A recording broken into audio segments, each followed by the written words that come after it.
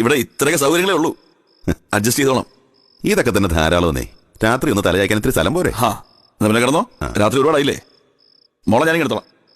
അല്ല, മോളിന്ന് എന്റെ കൂടെ കിടന്നോട്ടെ.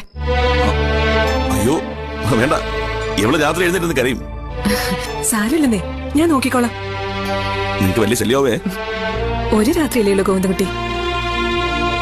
ശരി, നിങ്ങളുടെ ഇഷ്ടം. എന്നാ പിന്നെ കിടന്നോ, ഞാൻ പോവാ. അതെ,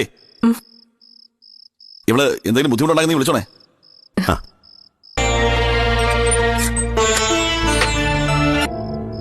ചോദിച്ചോ?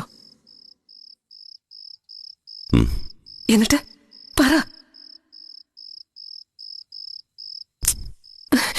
എന്തു പറഞ്ഞു? തരില്ല. തീർത്തു പറഞ്ഞോ?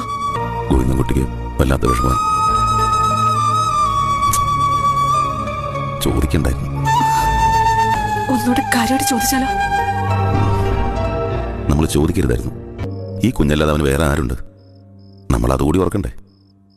നാളെ ഒന്നുകൂടെ ചോദിച്ചോക്കാല്ലേ? ഞാൻ ഇതുവരെ പറഞ്ഞതൊന്നും നിനക്ക് മനസ്സിലായില്ലേ? മനസ്സിലായി. പക്ഷെ എന്റെ മനസ്സ് പറയുന്നു വിജയേട്ടാ, ഇവള് നമുക്ക് കിട്ടുമെന്ന്.